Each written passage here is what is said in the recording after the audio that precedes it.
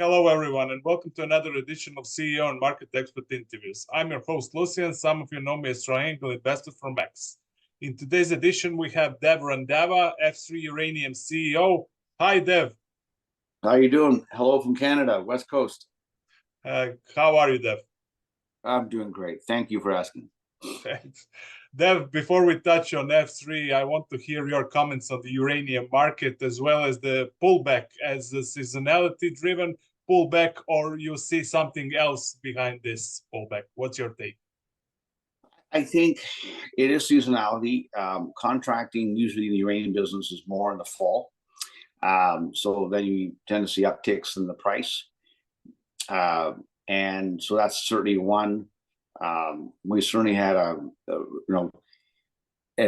think just the bigger issue, I think, is the uncertainty of who's going to come to power. And obviously, people want to know how many, there's going to be more government. Obviously, I'm not trying to pick sides, but sure. But I think the concern is that if another Democrat, government gets in, more because they're more prone for big government, more regulations, and so people want to digest that, or they're going to get, and are they going to kill the Trump taxes cuts that he made?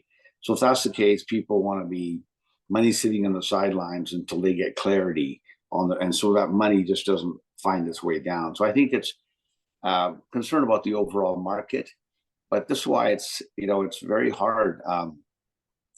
So everybody that's listening to this ought to pat themselves on the back because this is the time investors should be listening to you and others, and because this is time to buy. It's a buyer's market.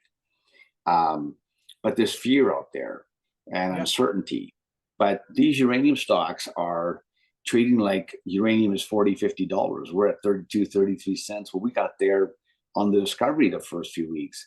So it just, so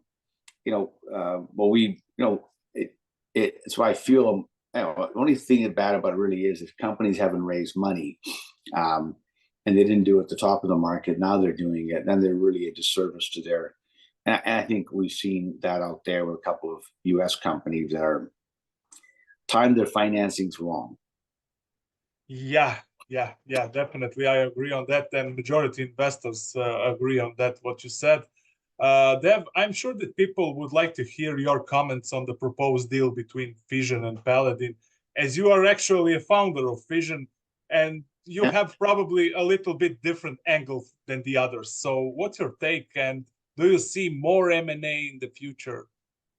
Oh, absolutely. I think Paladin coming into the basin is the best thing that's happened to the basin since Sput, in my opinion, when Mr. Grossoff and them started the Sprott. Because, it's like, it's been frustrating to see so little M&A from Cameco or, Next Gens, or to me, it's been, so to have Paladin come in with a growth mentality, that's a problem with the uranium industry. We don't have, like in the gold business, there are 10 companies out there looking to grow, and they're always thinking about, their pipeline or projects. And they're not thinking 10, 20 years. They're thinking, what do we have for reserves? And I sometimes don't see that mentality amongst it. So to see Paladin going, okay, in Namibia, we're going to run out of ore here. FCU can come in here, and then they've got a pipeline. So they're thinking a bit more. I like that. I understand people were disappointed with the 1.3. But I would say that number one, we're in a bear market, so you're not going to get the big premiums and etc. Number two, you're getting, I think, a more quality high-end paper, because it's the way the funds work is the bigger the company, the bigger the funds that come in, so it feeds on itself. So I think I'm very happy to get Paladin paper because they're in production. They, and therefore they've got cash flow and etc. So I think it's not ideal, but I think it's a good deal. And it's, I'm biased because whether Ross is on the team and Darian So I'm all those people I recruited to the board. I was a CEO for a long time. So, you know, but the other thing is, the circular just came out yesterday. So I think if nobody was going to make a move for FCU until they saw the circular. So maybe after reading the circular, Chemical or NextGen or whoever, some, you know, Aussie companies higher multiple than we get. Their fund managers can only buy ASX stocks. So that's why you get 1 times NAV. And I get it. People saying, okay, Paladin's 1 times NAV and FCU is 0.6. You know, that's not right. I get it. But I think people have to look at the state of markets we've got and the quality of paper they're getting. Yeah, Dev. Yeah, agreed. That's my view. I mean, I'm biased because they're my friends. So I'm not, I'm never going to, you know, but I've been in their shoes. It's people say it. And more importantly, if it's too low, okay, if it's too low, according to the perfect market hypothesis we all learn in university, then somebody should make a bid. So if it's going to happen, though, I think they're going to wait. The circular came out yesterday. You know, are they like there's in a takeover? You got to remember there's hard issues and there's soft issues, right? And sometimes the soft issues will, you know, like I think the penalty is like 40-50 million. So that's pretty high. So everybody coming in has to say, okay, I'm going to pay a premium. I'm doing this, but what are all the hidden facts? You know, management salaries and things like. So I think that came out yesterday. If we see a bid, it'll be going forward, not before. I knew it wouldn't come before that. Yeah, let's wait and see. Let's cover F3. Let's start with the latest news where you announced the final assay results from the winter 2024 drill program and summer 2024 exploration geochemistry results. The winter drill hole was again some high-grade numbers, 2.5 meters of 18.6 U308 within 3.2 over 15 meters at JR zone. Dev, my question, are you pleased with these ongoing results and what's your plan next? Well, I'm like every other retail investor, you know, you want to see great holes every week, but yeah, the significance is that, you know, if you're going to do a maiden estimate, you know, maiden resource to see how many pounds you have, there's certain methodology towards the drilling. So Ray and Sam are doing that, saying, okay, if we have to do a maiden resource, this is what it's going to be. So that's why they're drilling there. But it's good to see, obviously, more uranium. The more, you know, it may not, analysts need it, you know, to say, okay, how many pounds they've got. They keep at you every time you drill a hole like that, you add 3, 5, maybe, you know, 2 or 3 million pounds just from the one drill hole. So that's important. The other important thing is along A1, further south, we finally hit some decent numbers of mineralization. So, you know, you think of how many companies in the basin that are drilling who are really coming up with results. You know, whether it's Alaska came up with some decent results. The concern there, I don't think they're getting their full pop because people are concerned about the depth. But if you find enough, but if you find enough at the depth, you're okay. Like Arrow is not shallow, but it's got a lot of pounds, so it's worth it. So I think that'll be a challenge for Corey and the team to come up with it. But there's just not a lot of people forget the big picture. 2 things that matter is grade and depth. This project is about 180, 200 meters down, about 800 right there. And it's high grade, averaging over 2.5. So the question is how big it is. So most projects, as you know, like pearls on a necklace, like Triple R was, or they got shear zones. That's what the market wants to see. You know, I believe that, you know, it's a detective. It's our guys are, you know, we see what we thought was like this, then it was this and that. So we're getting a structural engineer to come help us better understand. Because, but you have indications, you know, like you have boron, you have mineralization, the chemistry, and it's all pointing to a system, and that system probably is not small system.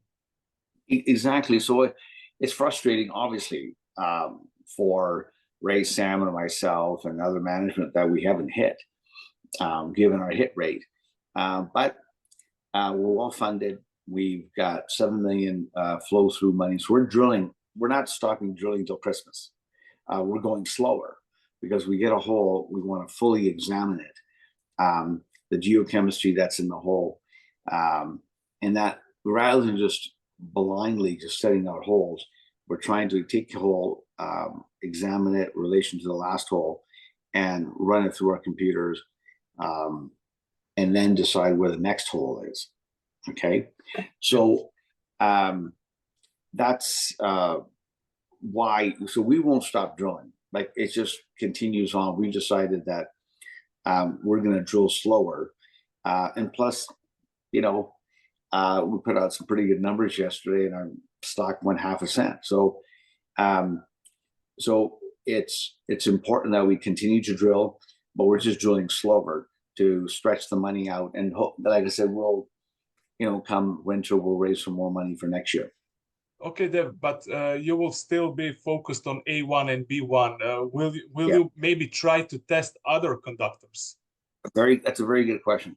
Yeah, above it, what's we've noticed is there's a big, massive fault that starts, we think, part of UEX's, which I think nearby, but the Harrison fault is 100 kilometers, and so A1 are actually cross faults, and so there's another cross fault further north of us, and then there's down where NextGen, some other people are drilling on that, called A3. There, we're drilling. We're drilling right now SKR property as well. Yeah. With Shell. So, yeah, we've got, you know, drill programs going, and we're going to continue through. We've done a joint venture with Murphy Lake, on Murphy Lake, and hopefully they can get their money raised, and we can drill this fall. So you'll have, you know, it's not a one-trick pony. PLN is A1, B1, it's A2, A3, A4. There's a number of, it's very large. It's in the right location. The reality is you can't see uranium. It's under the ground, so you have to do a lot of geophysics. There's a lot more. PLN itself is huge, and then you've got Clearwater, then you've got Murphy, then you've got you know, with traction. So there is always going to be drilling going on. Yeah. You know, because, you know, that's the whole, that's what an exploration company is for. You know, we're supposed to explore, but you got to do it wisely, so you don't, you know, blow all your money, and then you're going back to the markets at the bottom of it, and you dilute yourself, and that really ticks off shareholders, and that's why we don't. You know, that's why, you know, we took that money, the 10 million, at 56 cents. Also, the capital gain rules have changed in Canada, so I don't see getting those deltas anymore. I've been told it'd be 1.3 to 1.4. So we timed it at something that I'm glad we have money. We have 23 million hard. That's the hardest money to find, is hard money, and we've got lots. Okay, Dev, by looking in the future, is there a possibility or even high probability that you will bring PLN or a fraction of PLN to a resource category in the next 12 to 18 months? Yeah, absolutely. Yeah, that's why we drilled A1, putting holes in so that we can take it to somebody and says, give us a maiden resource, you know. And like I said, it's been low as 17 million pounds, as high as 30 million pounds. Of course, everything will be changed if we can find something down at B1 or an A3, one of the other properties. And, you know, I said I can't overstate the value of Paladin coming in. It shows you that you want to be in the Athabasca. They could have gone anywhere, but they've come to the Athabasca. And they've also come to the west side. You know, on the M&A side, I see more. I mean, if you have Hurricane, which is high grade, 50 million pounds, that's possible, but they've added a lot of stuff to it. So I don't, but that's a great deposit. But after that, there's not a lot of deposits. So even if we've got 20 million pounds, we're right in our ranking up there. And that's not drilling anything else. So we'll see. We're excited. It's frustrating, but I spent a lot of time with Ray and Sam, and I'm confident in their abilities. They're humble, and they might bring other people in to solve. It's detective work, and you just want to zero in. You see, like you say, you see the boron, you see all the signs. There's a system there somewhere. Question of time. Yeah. Dev, do you have any ambition to build a mine, or you would do things like you did successfully before, and that is drill, bring value, and sell the project? I think we all got to stick to our knitting. But when you make a discovery, you start doing baseline studies right away, so that when somebody comes along, they're not starting from scratch. And so that's part of your process, is that you drill, but you keep, so that you can, like in a relay, in the Olympics, whatever, the baton gets handed off, both people are running. And so we always do baseline studies as we go along. Okay. Can you give us an update on F4 transaction? Well, it's going through the vote right now, and everybody, I don't know who doesn't want a free share. So I think it's 18. If you own shares of F3, you get a free one-for-one share. Because there's so many shares out, we're rolling back 10 for 1, so 45 million out. There's going to be a private round, a public round, and that's when we're going public.